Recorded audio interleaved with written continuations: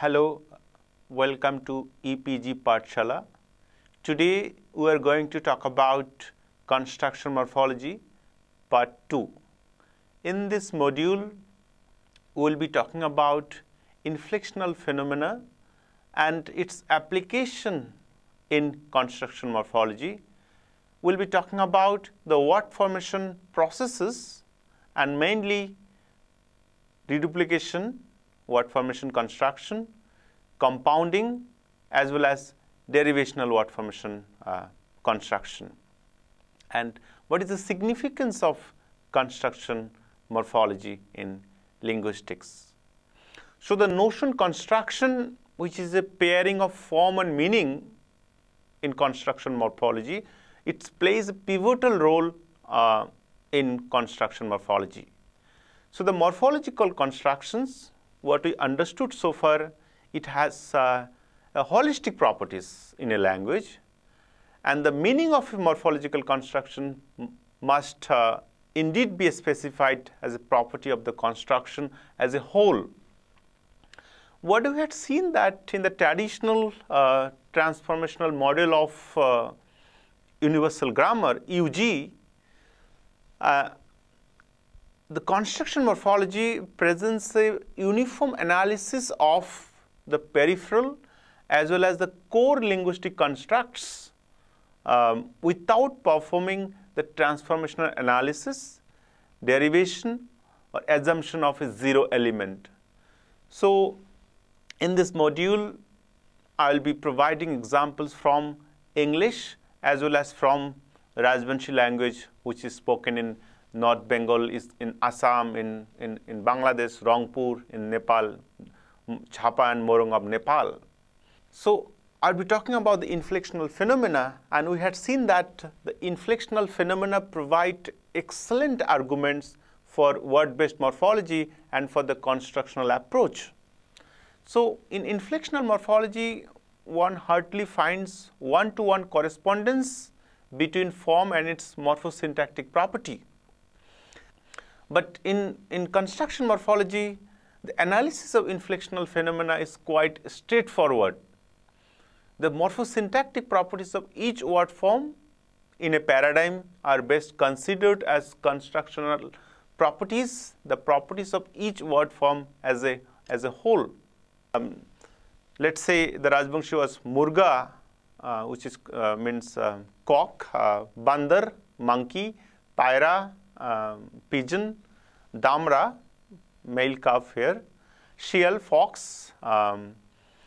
It can be expressed by the following morphological schema. Let's say the schema is X followed by C. C is the consonant here, and you have the phonological word, the symbol of the phonological word.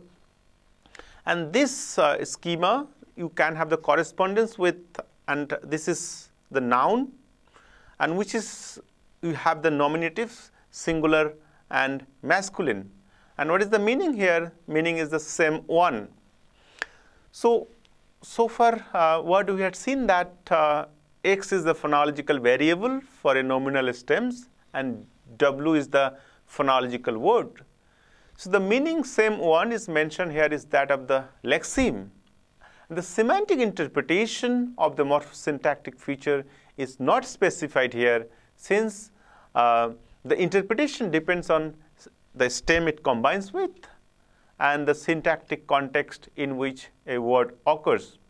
Next section here, we are talking about word formations. And we know that speakers of a particular language, they form words on the basis of the existing schemas. So in other words, what we can say that the schemas are responsible for creating new words in the language, and also they provide structure to the lexicon. So the lexicon not only contains output of productive word formation schemas, but also the output of the unproductive schemas along with their different level of abstractions. So all the word formation processes, whether it is reduplication, whether it is compounding, whether it is derivation, can be adequately dealt with in construction morphology. So I'll be just giving one or two examples of derivational constructions. So the new words of a language can be derived by various derivational mechanisms. So let's say addition of an affix with a base is very common. Through ablaut, we change a particular vowel. Even the process of deaffixation, the process of zero derivation, also you had seen in different languages in the world.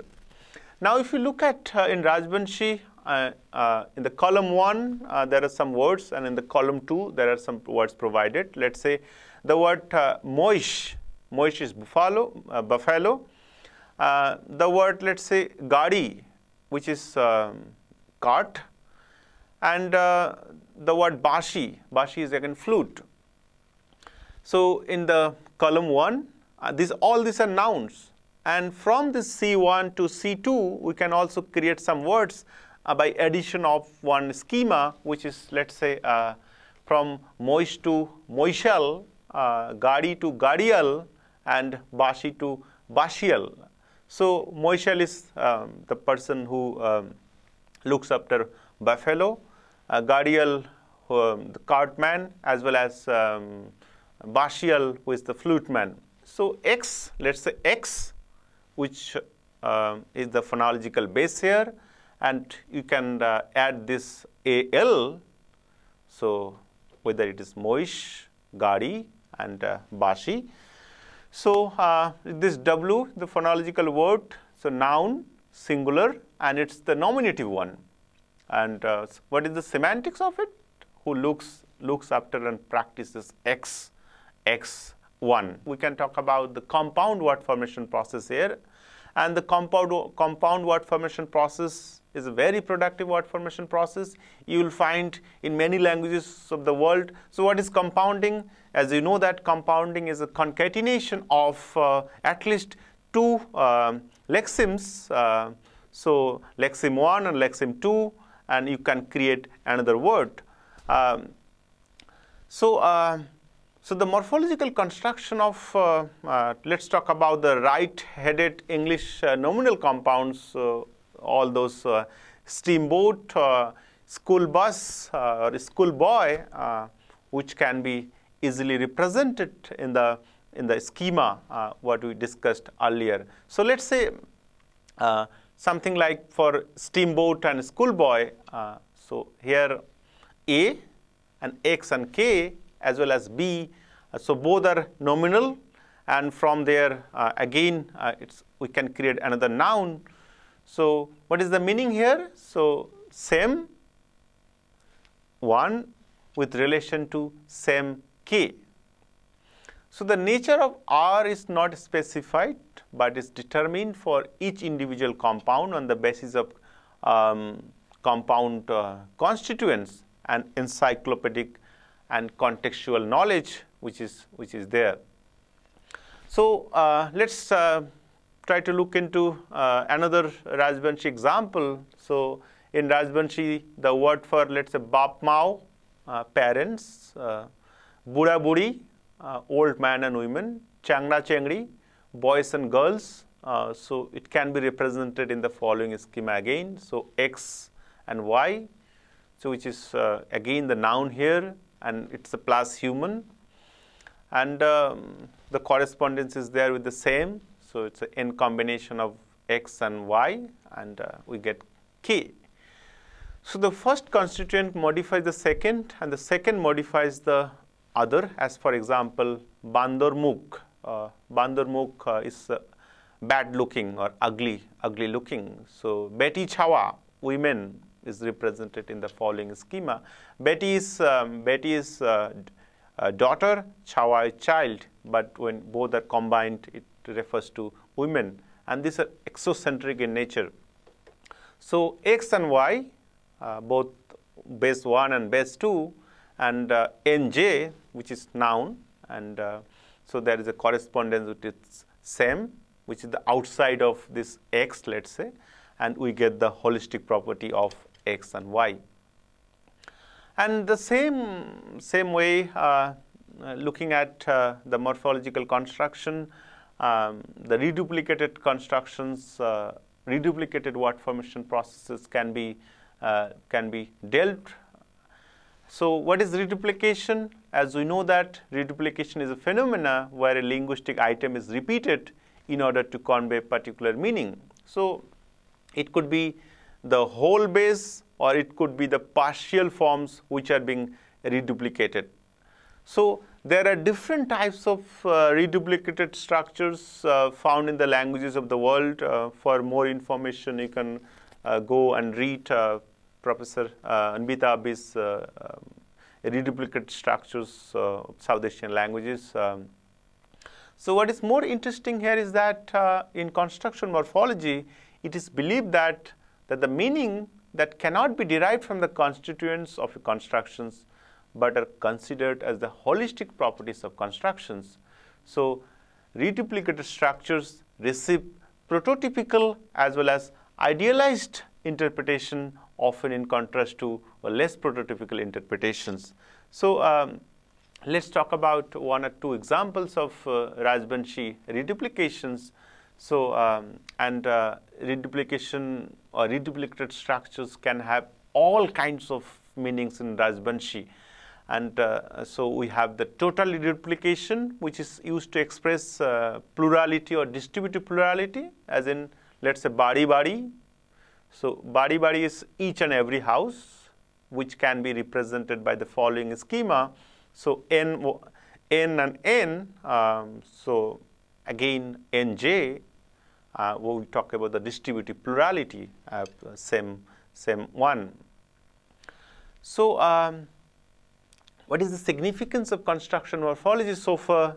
So the insights of construction morphology and can be fruitful in learning and teaching foreign languages, which takes into account the crucial role of conventionalized as well as unpredictable constructional idioms.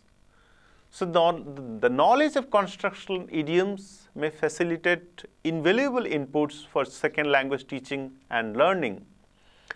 The constructionist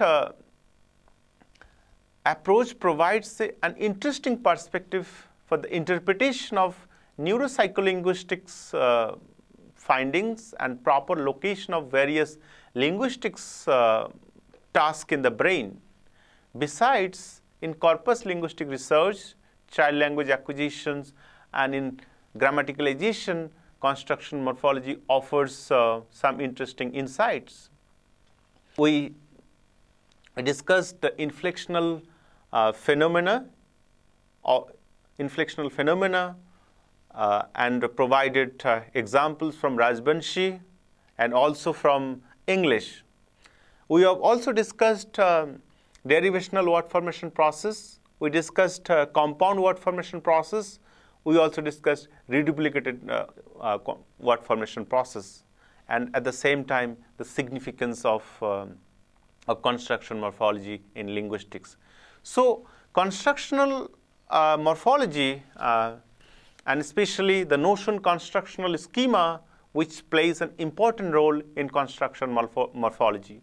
So constructional schema denotes a schematic pairing of form and meaning.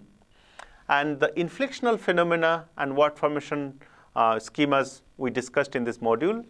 And for the analysis of inflectional phenomena, the holistic properties of the inflectional forms are taken into account. And what we had seen that it's not only inflectional phenomena, but at the same time, all other word formation processes can be adequately dealt in construction morphology by those constructional schemas. I hope this module may be very fruitful for you for a better understanding the theoretical concepts in linguistics, and at the same time the notion of the mental lexicon. Thank you so much.